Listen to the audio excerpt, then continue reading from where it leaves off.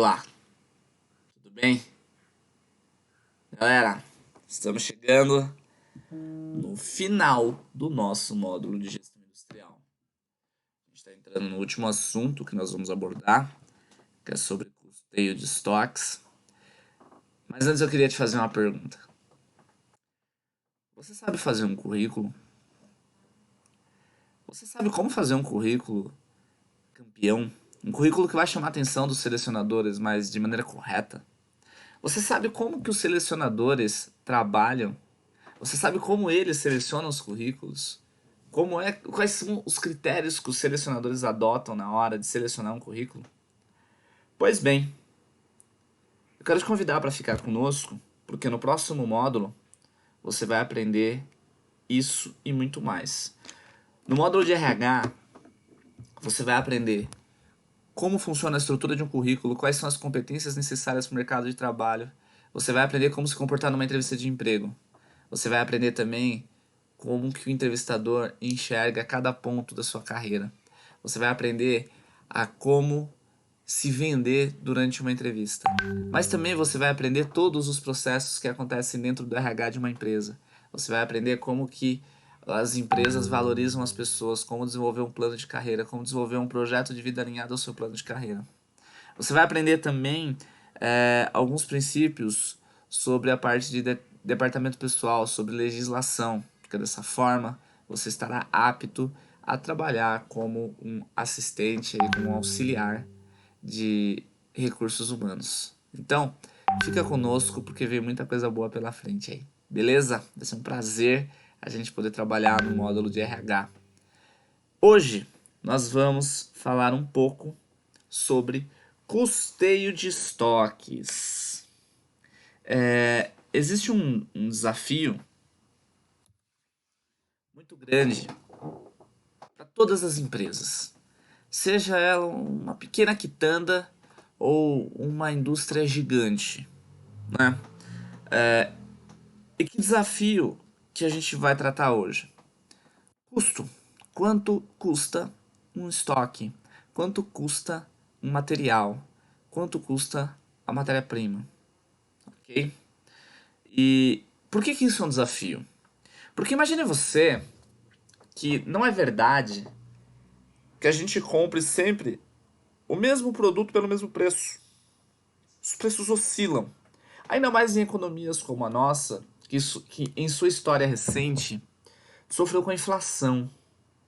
Para quem não sabe o que é inflação, a muito grosso modo, é a oscilação de preços no mercado. Ou seja, imagina que você compra hoje uma garrafinha de água, com essa, e ela custa, sei lá, R$ 20.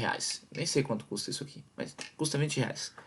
E daqui a uma semana, ela tá custando R$ 25.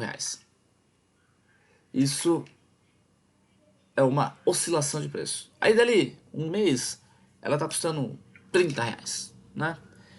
Essa oscilação de preço em curtos espaços de tempo, de maneira meio que descontrolada, configura a inflação de preços de alguns produtos, ou de vários produtos.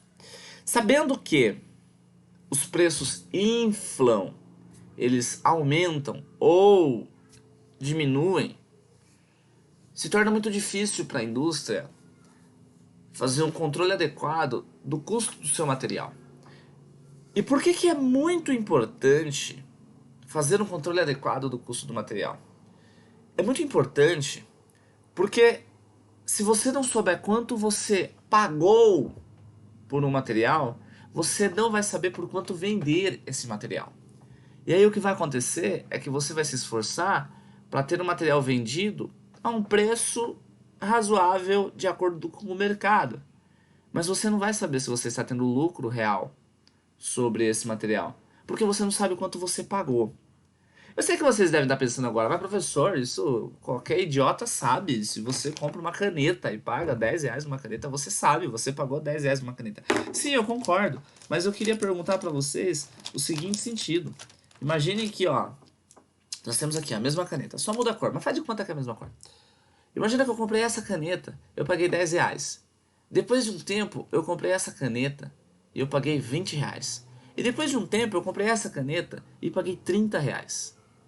E aí, quando eu fui vender, eu vou vender as três juntas. E eu preciso dar um preço de venda pro kit que eu tô montando com as três canetas juntas. Por quanto que eu vou vender? Qual é o valor correto? Como que eu vou orçar esse preço de venda se eu tenho uma oscilação no preço de custo? Esse é o desafio que as empresas enfrentam. Mas existe uma solução, calma, calma. Não se desespere. Existe uma solução para isso e é o que eu vou mostrar para vocês hoje. Existem métodos para a gente fazer o cálculo adequado do custo dentro do que a lei nos permite, ok? Então, nós vamos falar sobre isso hoje. Mas voltando aqui à nossa introdução, é necessário realizar cálculos de custos e lucros independente do que a empresa fabrica ou comercializa, porque se a gente não age dessa forma, a nossa empresa ela correrá altos riscos de quebrar. Como eu já comentei com vocês anteriormente, eu trabalhei numa pequena empresa no início da minha carreira, que hoje, quando eu olho para trás, eu percebo que aquela empresa teve problemas porque não estruturava de maneira adequada os seus custos. Sendo assim, tinha dificuldade para determinar o seu preço de venda. Uma vez que também tinha um agravante aí. Nós não tínhamos naquela época grandes concorrentes que determinavam o valor de mercado. Então era mais difícil ainda para a gente entender essa relação de custo versus preço de venda, ok? E quando você tem um estoque, é importante contar com uma boa metodologia para poder reduzir e evitar qualquer dano financeiro e colocar o negócio sempre no eixo. Existem vários métodos que permitem controlar o estoque e garantir uma administração sóbria e lucrativa. E hoje eu vou mostrar para vocês um desses métodos. Ao total nós conheceremos três, mas hoje eu vou mostrar para vocês somente um, porque a gente precisa ir passo a passo para a coisa não ficar tão difícil assim. Beleza? Bom, antes da gente seguir, pessoal, é importante que vocês conheçam um documento chamado de ficha de controle de estoques. Tá? Existem vários modelos de fichas de controle de estoque, as empresas adaptam isso, colocam mais informações, tiram mais informações, mas eu gosto desse modelo aqui para o exemplo que nós vamos utilizar dentro da metodologia que nós vamos conhecer hoje, ok? Não quer dizer que esse modelo seja o mais eficaz, tá? A relação não é essa, ela é a melhor para o que nós vamos fazer hoje, para o tipo de análise que nós vamos fazer hoje. Pode ser que na empresa que você trabalhe, a ficha de controle de estoque seja diferente, pode ser que vocês façam o controle de uma forma diferente e que dê certo. E aí, beleza, o importante é que dê certo, tá? Nós vamos utilizar hoje essa ficha porque ela traz as informações que nós precisamos. E quais são as informações que nós precisamos? Pessoal, nessa ficha de controle de estoque, o objetivo principal dela é fazer um controle da mercadoria que entra, da mercadoria que sai e do saldo que nós temos de mercadoria. Então, eu vou ter uma ficha dessa para cada produto que eu tenho no meu estoque, ok? Uma ficha dessa para cada produto. Seja ela em ficha impressa, seja ela em ficha digital via um sistema computadorizado. Pouco importa. O que importa é que a gente consiga fazer esses controles, tá? Essa ficha ela é composta por algumas colunas que trazem os títulos dos parâmetros que nós precisamos para fazer as análises. Então, aqui a gente tem a data, aí nós temos, depois da data, um quadrante que registra as entradas desta mercadoria. Então, aqui nós temos, vocês me acompanham aí, nós temos aqui ó, o quadrante de entrada. Esse quadrante de entrada, ele tem a quantidade da mercadoria que está sendo comprada, que está entrando, o valor unitário dessa mercadoria e o total do lote dessa mercadoria. Então, aqui no nosso exemplo, ó, nós no dia 3, tá vendo? No dia 3 nós tivemos a entrada de 1.500 unidades a um custo de 10 dinheiros aqui, porque eu não sei nem que moeda é essa, porque não tem o R ali, né, para definir que é real, e também não tem outra indicação, mas 10 dinheiros aqui, que me dá um total de 15 mil dinheiros, que é a multiplicação da quantidade pelo valor unitário de cada unidade. Na sequência, nós temos o outro quadrante, que é o quadrante onde nós vamos registrar as saídas de mercadoria, quando a mercadoria é vendida, ok?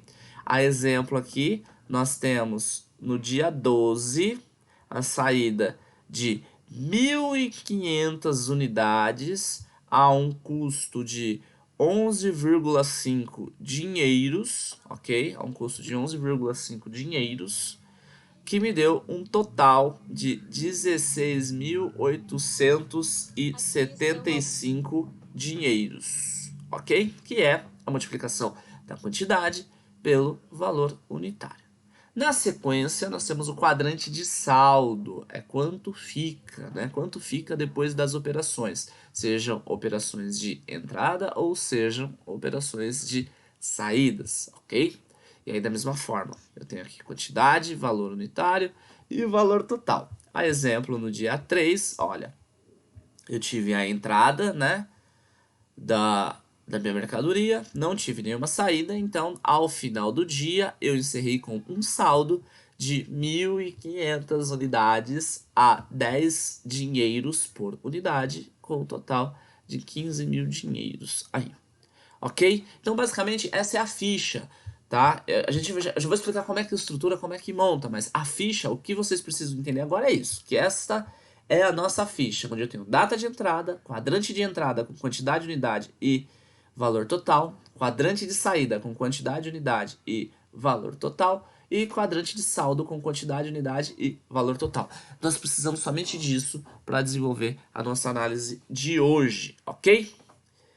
Vamos lá então, galera. Existem 3 métodos globais que eu vou mostrar para vocês, tá? Existe o método PEPS, existe o método UEPS e existe o método do custo médio ponderado, ok?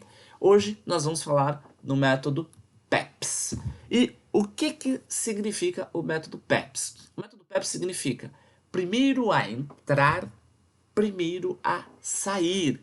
Ou vocês encontrarão também nos livros a sigla FIFO, F-I-F-O, que significa First In, First Out, que quer dizer primeiro a entrar, primeiro a sair. Funciona da seguinte maneira: o produto que chega antes no depósito deve ir embora primeiro. Ou seja, o produto que entra primeiro no meu estoque deve sair primeiro do meu estoque quando eu efetuar uma venda, ok? E o que chega por último vai sair por último. Essa é uma maneira da gente fazer um gerenciamento seguro do estoque, tá? Então imaginem que eu tenho, de novo, exemplo das canetinhas. Eu tenho essas 3 canetas. Primeiro eu comprei essa, azul. Depois eu comprei essa, amarela. E depois eu comprei essa, verde e amarela. Nossa, só faltou a branca, né? Faríamos a bandeira do Brasil. Enfim, por esse método, se eu comprei primeiro a caneta azul, quando eu fizer uma venda, primeiro eu vou entregar a caneta azul. Primeiro eu vou vender a caneta azul. Depois a amarela. E depois a verde e amarela. Ok? Então, quando a gente fala do método PEPS, significa isso. O primeiro produto a entrar deve ser o primeiro produto a sair. Calma, atenção. Quando eu falo primeira entrada deve ser o primeiro a sair, são produtos de mesma espécie, tá? Aqui eu tô usando canetas de cores diferentes porque eu não tenho canetas da mesma cor, só por isso. Mas imagine vocês que seja o mesmo produto, que ele seja idêntico. Eu vou até mudar o exemplo, que é para não dar nó na cabeça de vocês. Pera aí. Deixa eu ver se eu tenho aqui canetas de mesma cor, né? Canetas iguais. O que é? Também não tem, né? Quem que vai ter as canetas iguais? Aqui, achei. Aqui, achei 3 canetas Bic. Olha só. São 3 produtos iguais agora. Beleza. Então, o que vai acontecer? Se eu compro essa, depois eu compro essa e depois eu compro essa. Quando eu for fazer a venda, eu vou primeiro vender a que eu comprei primeiro. Depois eu vou vender a que eu comprei depois. E por último, vou vender a que eu comprei por último. É isso que o método diz. Simples dessa forma, tá? Não tem nenhuma complicação, beleza? Em razão das características do próprio método, os primeiros produtos a chegar ao depósito definirão o valor total do estoque. Uma das vantagens de realizar essa abordagem é que o cálculo de valores ele não está baseado em estimativa, tá? A gente não está trabalhando com estimativa. Toda operação realizada no estoque passa a ter custo e lucro real. Por quê? Porque eu sei realmente quanto foi que eu paguei em cada um dos itens. Além disso, os itens a serem retirados seguirão uma ordem lógica e sistemática. Ok? Essas qualidades do método PEPS garantem que exista sempre uma organização bastante abrangente. Onde que o método PEPS é utilizado? Por exemplo, no supermercado. Se você olhar no supermercado, nas gôndolas, você vai perceber que pão de forma, por exemplo. Quando você olhar o pão de forma do mercado, você vai ver que aqueles pães que estão na frente da gôndola são os pães que chegaram primeiro, são os pães que chegaram há mais tempo, ok? Por quê? Porque eles vão vencer logo. Então eu preciso vender logo, porque senão o produto vai estragar no meu estoque. Quando a gente olha um sacolão, uma quitanda, uma frutaria, você vai perceber que as frutas mais maduras ficam na frente. Por quê? Porque elas precisam sair logo, porque em breve elas irão estragar. Então esse método ele é muito utilizado também por produtos que têm uma vida útil reduzida.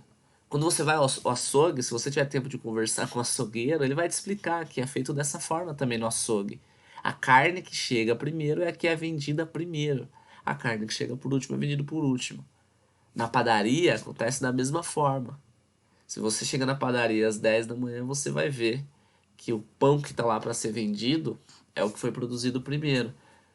Se você teve uma fornada que saiu às 7, uma que saiu às 8, uma que saiu às 9, você vai chegar às 9 e vai pedir o pão. Se você não pedir o pão das 9, o padeiro vai te vender o pão das 7. E por que ele faz isso? Porque a vida útil do pão é curta. Então ele precisa vender logo antes que o produto estrague. Esse método ele é utilizado muito dessa forma. Ok, até aqui, turma. Eu espero que vocês estejam entendendo, que vocês tenham compreendido a lógica do primeiro produto que eu compro ou o primeiro produto que entra no meu estoque deve ser sempre o primeiro produto que vai sair, tá? Agora a gente vai para a próxima fase, que é justamente a fase do cálculo, ok? A gente precisa fazer a fase do cálculo. Deixa eu só verificar se aqui ainda estamos gravando, né? Porque eu nunca confio nesse computador. Mas estamos gravando, espero que o áudio esteja ok. Vamos para o nosso primeiro exemplo, galera. Olha só.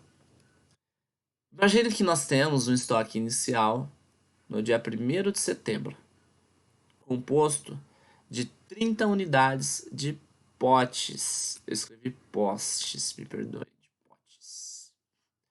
Adquiridos por R$ 400 cada um. Num total de R$ 12.000.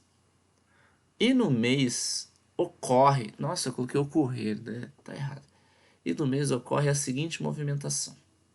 No dia 2 de setembro, nós fizemos a compra de mais 10 unidades por 420 cada. Notem que o valor já oscilou. Eu tinha um estoque com 400 unidades cada um, né? R$ 400 cada unidade, desculpa. E agora eu já comprei 10 unidades a 420. No dia 3 de setembro, eu vendi, desculpa. Vendi 3 unidades. E aí eu vendi por R$ 500 cada uma. No dia 4, eu vendi 28 unidades. E vendi por 450 cada uma. No dia 5, eu comprei mais 5 unidades e paguei 410 em cada. E no dia 6, eu vendi 10 unidades por 480. Atenção! Ponto importante agora. O que interessa para nós é o custo. É o valor do custo, é o preço do custo. E não o preço de venda, ok? Nós não levaremos em consideração o preço de venda nesse método, beleza?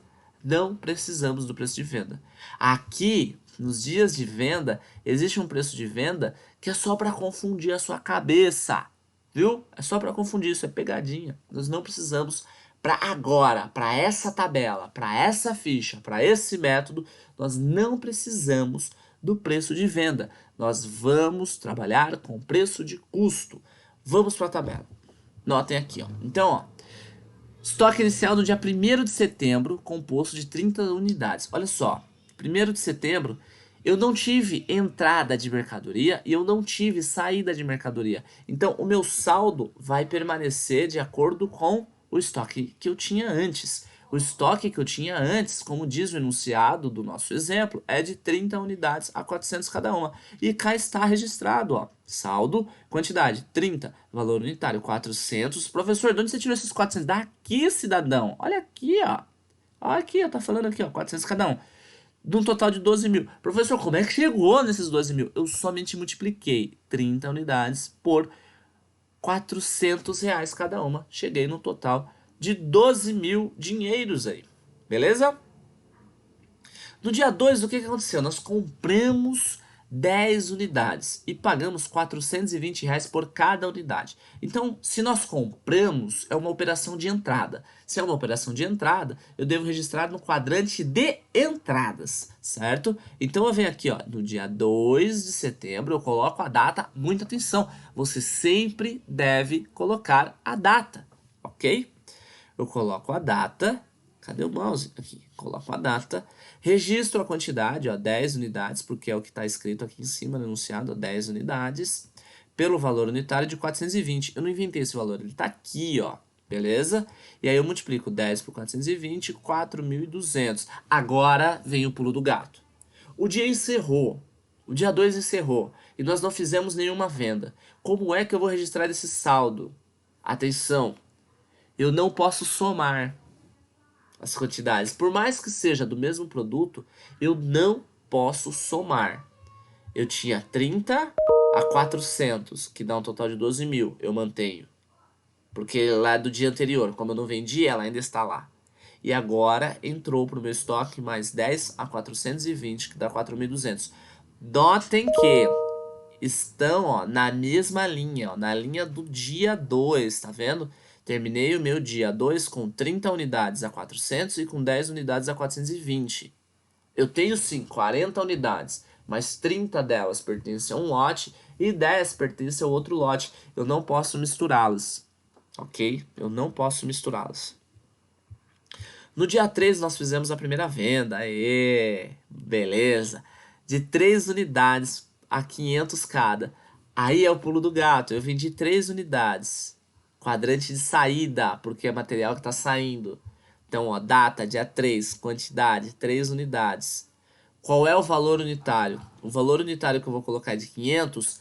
Não, não! O valor unitário que eu vou colocar é baseado no custo, lembra? Baseado no custo. Qual é o método que nós estamos utilizando? O método PEPS. Primeiro que entra, primeiro que sai. Sendo assim, então, eu devo buscar o meu valor de custo referente ao lote de onde eu vou retirar essa mercadoria. O lote de onde eu vou retirar essa mercadoria é do primeiro produto que entrou, é do primeiro lote que entrou. O primeiro lote que entrou, eu tenho um custo de 400, ok? Então lembra que eu tinha aqui até o dia anterior um saldo de 30 unidades nesse lote? Agora eu tirei 3 unidades desse lote a 400, que dá um total de 1.200. Ao finalizar o dia, então, eu ficarei com 27 unidades, aqui ó, 27 unidades a 400, que me dará 10.800. Por que 27 unidades? Porque eu tinha 30, vendi 3, fiquei com 27. Eu mexi no segundo lote? Não, então eu só copio as informações do segundo lote, eu mantenho ele quietinho lá. 10 unidades a 420, que dá 4.200, assim como no dia anterior, ok? Aí eu vou para o próximo dia. Dia 4, eu vendi 28 unidades, ok? Se eu vendi 28 unidades, vamos lá. Eu tenho as 28 unidades em um único lote? Não. Por quê? Porque no meu primeiro lote, agora eu só tenho 27 unidades, ok? E eu preciso retirar 28 unidades, certo? Enfim, se eu tive uma saída do primeiro lote de 27 itens, porque eram o total de itens que eu tinha para esse lote, eu ainda preciso, então, tirar mais uma unidade do próximo lote. Por quê? porque eu tenho que tirar 28 unidades para minha venda. Então, como que nós vamos fazer o registro disso? No dia 4, que é o dia da saída dos 28 unidades, ó, vou vir no quadrante de saídas e vou registrar 27, porque é o que eu tenho no meu lote anterior, tá vendo? Ao custo do lote anterior, ó, 400, que dá 10.800. E uma unidade do lote mais recente a 420, que dá... Na verdade tá errado aqui, pessoal. Dá 420, porque é uma unidade só. Ignora esse 4.200, tá? É 420. Olha que eu vi, olha que vacilo. E aí, nós fechamos as saídas do dia 4. Sendo assim, nós finalizamos o dia com 9 unidades do lote que custa 420 a 3.780. Eu espero que esteja ficando claro para vocês até aqui.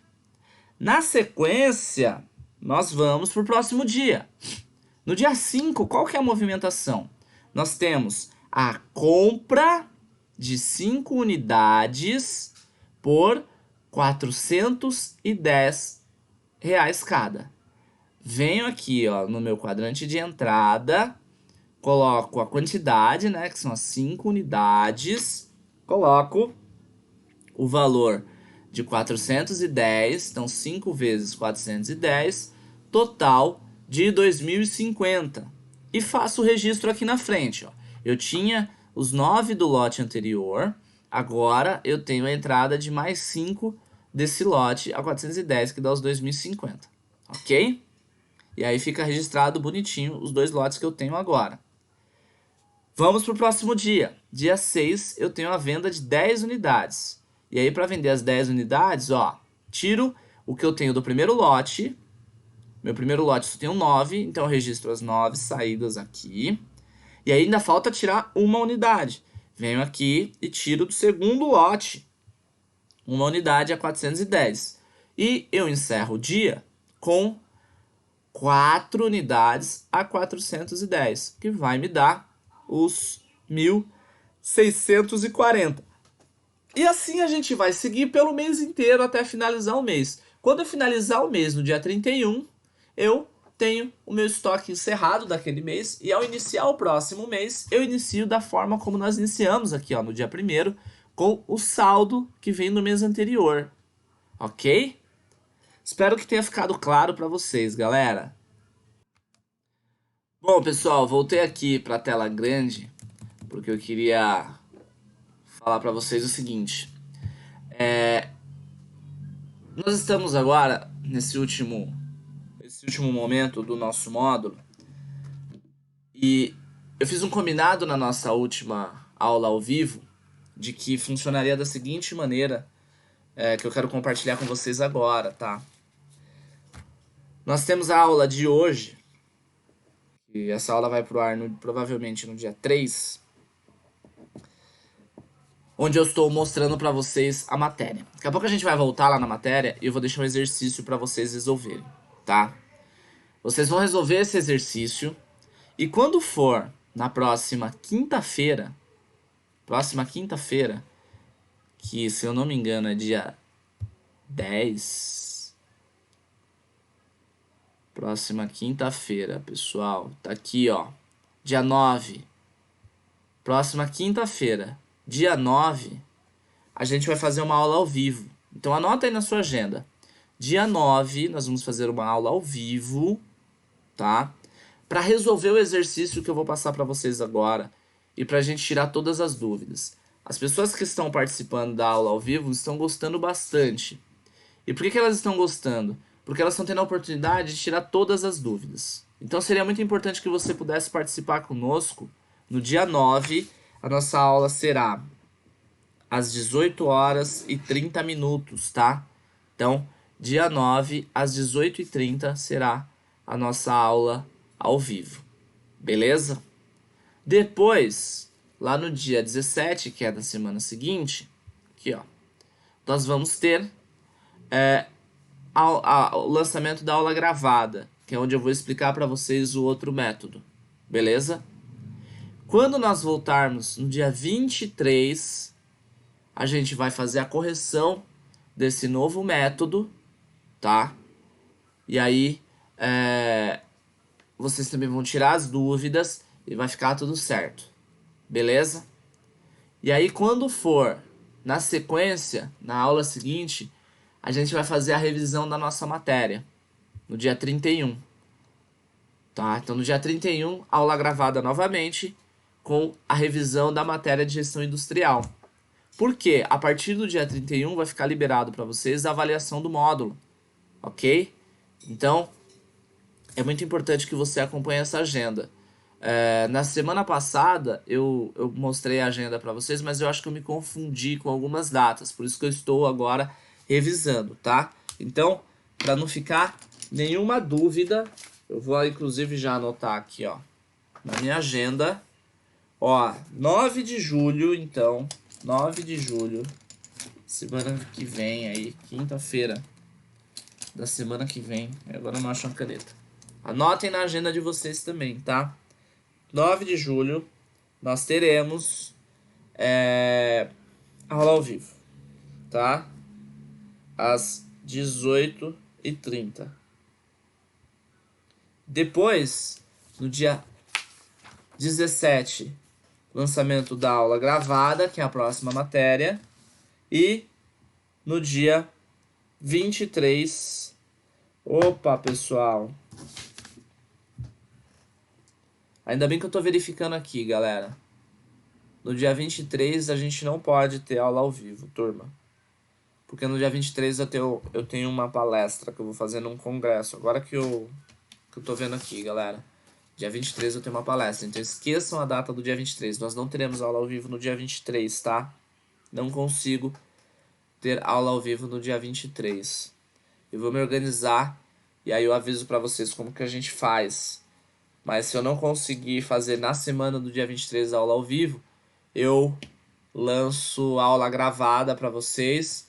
E aí a gente faz a nossa revisão de matéria. Então, no dia 30.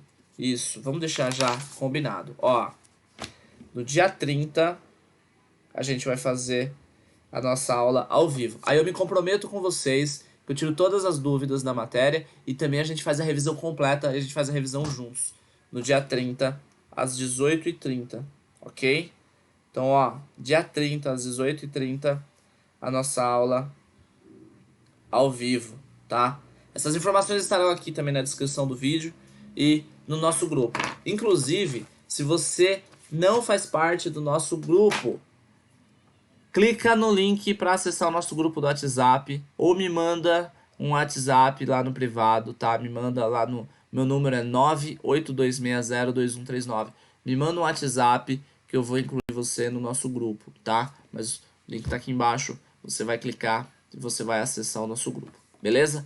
Vamos lá agora que eu vou voltar para dentro do PowerPoint porque tem uma atividade para vocês fazerem aí, tá? Essa atividade, ela não precisa me entregar, essa vocês não vão me entregar, vocês vão fazer no próprio caderno porque é para fixar a matéria e aí somente na sequência a gente vai fazer uma atividade valendo nota, beleza? Então vamos voltar lá para dentro do nosso PowerPoint. Pessoal, voltando então aqui para dentro do PowerPoint, tá aí o exercício que eu preciso que vocês façam para a gente poder trabalhá-lo na próxima semana, ok? Então vocês vão utilizar o método PEPS, que é o método que eu acabei de ensinar, e aí vocês vão considerar um estoque inicial de 20 peças a R$15 cada. No dia 1º, a entrada de 200 peças a R$16. No dia 2, a entrada de 350 peças a R$15,50. No dia 3, a saída de 200 peças. No dia 4, a saída de 260 peças. No dia 5, a entrada de 100 peças a R$16,50. No dia 6, a entrada de 150 peças a R$16. E no dia 7, a saída de 300 peças. Lembrando que a saída dessas peças deverão ser considerado pelo preço de custo, ok? Era isso que nós tínhamos para hoje.